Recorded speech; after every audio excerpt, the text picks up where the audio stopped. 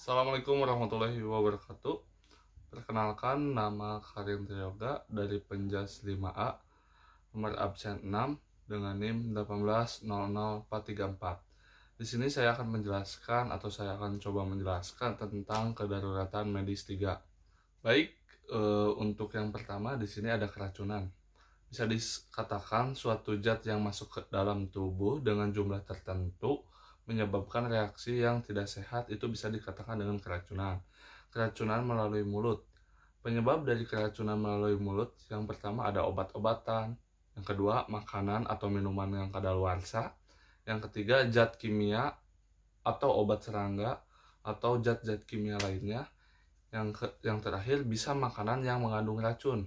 Contoh dari makanan yang mengandung racun misalkan jamur beracun atau makanan-makanan yang lainnya. Baik, dalam keracunan kita bisa mengatasi atau pertolongan pertamanya yaitu dengan membuat rangsangan atau supaya si orang yang keracunan itu bisa memuntahkan kembali apa yang telah dimakan atau apa yang ada di dalam perutnya. Bisa juga dengan cara yang pertama, yaitu korban diposisikan duduk condong ke depan atau seperti orang yang ketika ruku. Yang kedua, penolong berdiri di samping korban. Yang ketiga, penolong harus menggunakan sarung tangan supaya tidak tercampurnya atau tidak tercampurnya kotoran-kotoran ke dalam si korban. Yang keempat, buat rangsangan muntah dengan memasukkan jari ke mulut. Usahakan ketika kita keracunan, baik itu keracunan makanan, kita melakukan rangsangan dengan memasukkan jari ke mulut korban supaya apa yang ada di dalam lambung atau apa yang telah dimakan itu bisa dimuntahkan kembali. Selanjutnya, usahakan usahakan untuk tetap tenang, baik itu si penolong ataupun si korban tersebut, dan pindahkan ke tempat yang lebih aman. Selanjutnya ada keracunan melalui pernapasan. Untuk keracunan melalui pernapasan, untuk gejala, ada gejalanya. Yang pertama, gejala dari keracunan melalui pernapasan yaitu yang pertama, pernapasan mulai sesak atau kita susah untuk bernapas. Yang kedua, kulit sinonis atau kulit tubuh kita agak kebiruan. Yang ketiga, napas berbau. Ketika kita keracunan melalui pernapasan, napas kita akan lebih bau daripada napas-napas biasanya. Yang keempat, ada sering terjadinya batuk-batuk. Nah, penyebab dari keracunan melalui pernapasan itu yang pertama ada menghirup gas beracun. Entah itu gas beracun apapun, ketika kita menghirupnya, kita mungkin akan melakukan tubuh kita akan keracunan. Yang kedua ada kebocoran gas industri atau kebocoran gas-gas yang ada di pabrik. Tahap-tahap keracunan melalui pernapasan. Yang pertama yang akan dirasakan oleh kita atau yang akan dirasakan oleh si yang keracunan, yang pertama yaitu sakit kepala. Nah, itu merupakan tahap pertama ketika kita keracunan melalui pernapasan. Yang kedua ada mual. Yang ketiga pusing. Nah, kita sudah tidak bisa melihat apapun atau pusing sekali. Yang keempat ada kesulitan bernapas. Yang ketiga ada kolaps atau mulai rubuh. Yang terakhir kita akan pingsan. Pertolongan keracunan melalui pernapasan. Untuk yang pertama, bawa ke tempat yang lebih aman dan usahakan si penolong itu tetap pada kondisi yang sadar atau tetap pada tidak panik. Yang kedua, tenangkan korban. Yang ketiga, beri oksigen sampai korban sadar dan tetap beri oksigen sampai pernapasan dirasakan nyaman oleh korban. Nah, selanjutnya ada keracunan melalui kulit. Penyebab dari keracunan melalui kulit yang pertama yaitu adanya zat kimia atau sering kita temui yaitu bahan pertanian. Zat kimia dari bahan pertanian. Nah, jika tersentuh kulit, otomatis kulit kita akan mengalami keracunan untuk yang sensitif terhadap zat-zat seperti itu. Yang kedua ada tanaman. Yang saya ketahui tanaman yang bisa yaitu tanaman daun pulus, kalau tidak salah itu yang tumbuh liar di hutan-hutan sana. Selanjutnya ada tersentuh binatang seperti ulat bulu atau makhluk laut seperti yang beracun dari makhluk laut seperti itu. Gejala dari keracunan melalui kulit yaitu yang pertama, kulit berwarna kemerahan, gatal, nyeri, bahkan melepuh seperti luka bakar. Bila terlalu parah, akan mengakibatkan shock pada si korban tersebut. Selanjutnya ada pertolongan korban keracunan melalui kulit atau korban keracunan pada kulit. Yang pertama, buka pakaian korban yang terkena, lalu siram dengan air bagian yang terkena racun atau bersihkan bagian kulit yang terkena racun. Arah menyiram dari bagian dalam keluar.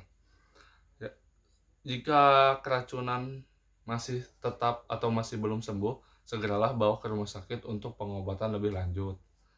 Selanjutnya ada pertolongan luka pada gigitan binatang. Yang pertama, gigitan serangga. Gejala, jika racun dari sengatan serangga itu menjalar adalah urat menjadi kejang, kepala pusing, demam, berkeringat, dan sesak napas, dan lain-lain.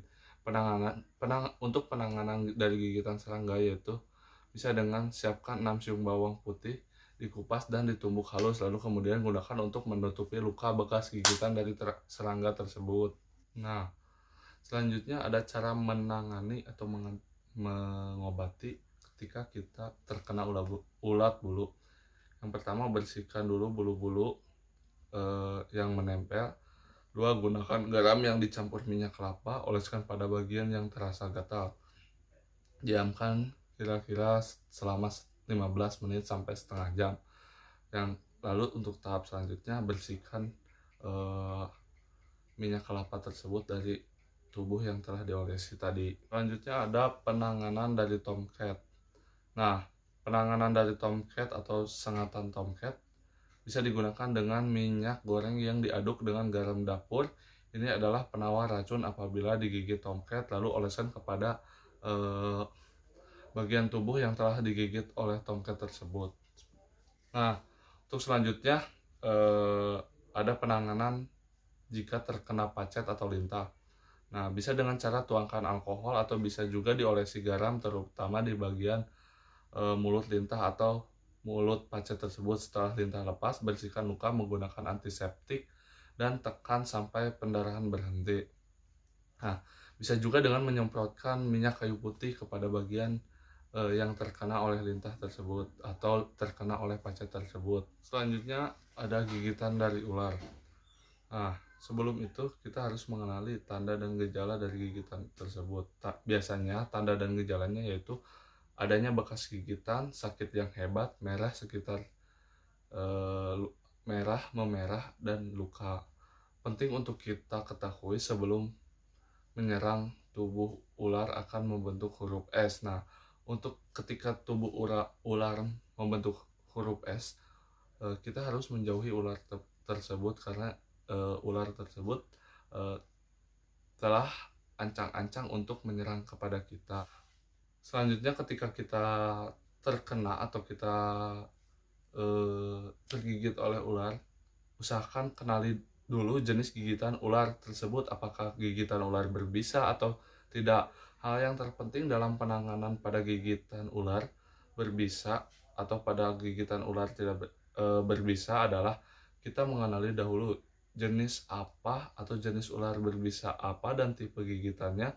Dengan demikian kita bisa tahu apakah gigitan ular yang kita alami ini berbahaya atau tidak. Selanjutnya kita bisa melakukan langkah yang tepat terhadap gigitan ular tersebut. Nah, selanjutnya ada ciri-ciri dari ular berbisa rendah. Yang pertama, bentuk kepalanya oval atau bulat telur. Kedua, gerakannya agresif, cepat, dan takut pada musuh. Tiga, membunuh mangsanya dengan membelit. Selanjutnya, beraktivitas pada siang hari. Keempat, tidak memiliki taring bisa. 5, gigitannya tidak mematikan. Setelah menggigit langsung lari. Nah, itu contoh atau ciri-ciri dari ular dengan bisa rendah. Kan untuk ular yang memiliki bisa tinggi yaitu memiliki ciri-ciri sebagai berikut. Yang ke-1, bentuk kepalanya cenderung segitiga sempurna, gerakannya lambat, tenang, penuh percaya diri, beraktivitas pada malam hari atau nokturnal, membunuh mangsanya dengan menyuntikkan bisa, memiliki taring bisa atau racun yang mematikan. Setelah menggigit masih tinggal di tempat, biasanya gigitan ular berbisa, gigitannya meninggalkan bekas titik 2 atau 2 titik di eh, bagian yang telah digigit oleh ular tersebut. Selanjutnya ada penanganan dari gigitan ular. Yang pertama, tetap tenang. Kedua, diamkan lengan atau kaki yang digigit ular dan jangan banyak gerak agar racun ular tidak menyebar. Ketiga, lepaskan semua perhiasan yang menempel di badan seperti cincin, gelang, atau aksesoris lainnya sebelum terjadi pembengkakan, karena kalau sudah terlanjur bengkak akan sulit untuk melepaskannya. Ketika kita digigit misalkan bagian sini atau bagian pergelangan tangan, usahakan setelah gigit tersebut lepaskan gelang atau perhiasan yang menempel di sini supaya nantinya tidak sulit untuk melepaskannya. Yang keempat, posisikan diri sebisa mungkin dan usahakan daerah gigitan lebih rendah daripada jantung. Nah, yang kelima, bersihkan luka tapi jangan siram dengan air dan tutup dengan kain bersih dan kering. Keenam, gunakan spak atau bidai untuk mengurangi pergerakan daerah yang terkena, tapi usahakan tetap cukup longgar sehingga tidak membatasi aliran darah. Selanjutnya, setelah itu usahakan kita ke rumah sakit karena di rumah sakit telah tersedia penawar dari racun ular tersebut. Selanjutnya ada hal yang tidak boleh dilakukan saat digigit ular berbisa.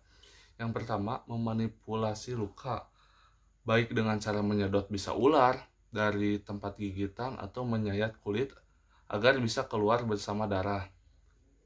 Yang kedua, menggosok dengan zat kimia atau mengompres dengan air panas atau es pada luka gigitan. Yang ketiga, mengikat atau memberi torniket terlalu keras pada luka gigitan. Beberapa sumber menyebutkan pemasangan torniket bisa diberikan di bawah 30 menit pertama. Setelah itu akan timbul gejala cepat dan tidak ada anti bisa. Yang keempat, minum minuman alkohol atau kopi. Usahakan ketika kita tergigit ular jangan pernah untuk meminum minuman alkohol atau minuman-minuman keras, dan usahakan menghindari kopi. Selanjutnya, mencoba mengejar dan menangkap ular. Usahakan ketika kita tergigit jangan pernah mengejar dan jangan pernah menangkap ular tersebut. Usahakan melakukan pertolongan pertama yang telah dijelaskan sebelumnya. Selanjutnya ada penanganan ketika kita digigit oleh anjing. Yang pertama, biarkan darah mengalir sementara demi mengeluarkan kuman dari luka. Yang kedua, bersihkan dengan air bersih. Ketiga, beri antiseptik berulang kali karena lebih efektif membunuh kuman pada menit-menit awal. Ketika kita terkena gigitan, setelah terlepas, usahakan berikan antiseptik yang banyak atau berulang kali karena lebih efektif untuk membunuh kuman pada menit-menit awal atau pada awal-awal setelah gigitan tersebut. Selanjutnya, perlakukan sebagai luka terbuka atau bisa dengan membalutnya supaya kita bisa mengurangi pendarahan tersebut. Yang terakhir, bawa ke rumah sakit atau dokter untuk menghindari penyakit tertentu akibat gigitan. Bisa untuk menghindari penyakit rabies yang ada pada anjing tersebut. Seperti itu mungkin penjelasan dari saya tentang kedaruratan medis dicukupkan sekian. Terima kasih. Wassalamualaikum warahmatullahi wabarakatuh.